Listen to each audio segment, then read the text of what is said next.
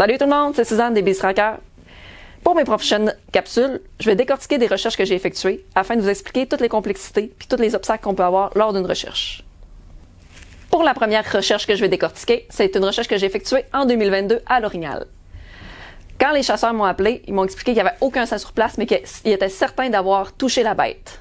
Ensuite, ils avaient fait tous les chemins aux alentours, puis ils avaient vérifié qu'il n'y avait pas de piste d'orignal qui avait traversé. Alors, ils étaient certains que l'orignal était pas loin.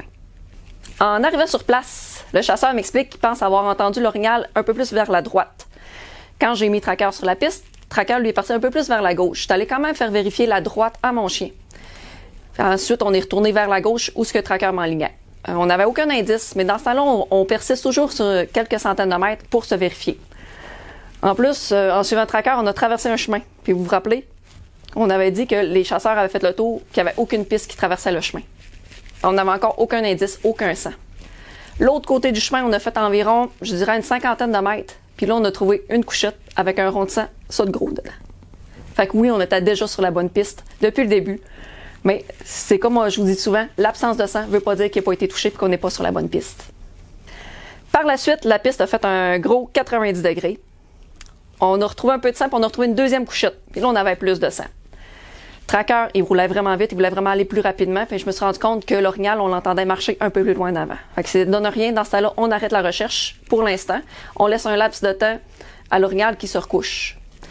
J'en ai profité pour me retirer, puis aller appeler les gardes-chasse, vu que je faisais partie du nouveau projet pilote, afin de pouvoir être armé pour poursuivre la recherche quelques heures plus tard.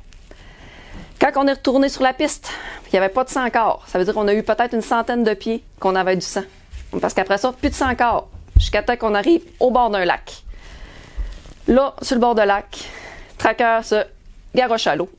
Tracker, je tiens à préciser que c'est un chien qui n'aime pas l'eau, il nage pas normalement. Fait que je savais, moi personnellement, je savais que l'orignal était allé dans l'eau et qu'il avait probablement traversé l'autre bord. On a quand même vérifié les bords du lac, où ce qu'on était. C'est un lac qui était quand même assez large. Il y avait des pistes de chaque côté. Les chasseurs, ils voulaient que j'embarque le chien dessus. Tracker, oh, non, c'est une piste fraîche, mais il s'en fout, c'est pas ça-là qu'ils cherchent. Les chasseurs, bien découragés, on dit, ben là, on a perdu, tu sais, il faut qu'on arrête ça là. J'ai dit, non, non, non. J'ai dit, non, non, non, non, non. On va faire le tour du lac. Fait qu'on est parti à pied, puis on a fait le tour du lac. On est arrivé l'autre bord, vraiment vis-à-vis où ce qu'on était arrivé. Puis là, on l'a vu. L'orignal, il était là, il était encore vivant. Puis c'est là que j'ai sorti la carabine, puis on a été capable de l'achever. La recherche s'est terminée dans l'eau. Fait que Tracker, il a fallu qu'il parte à nage pour aller finir sa job. Fait que ça fait des super belles images. On a un beau Tracker qui est sur le dos de l'orignal, en plein milieu du lac, en train d'arracher du poil parce que, comme vous le savez, c'est comme la marque de commerce de beaucoup de chiens de sang.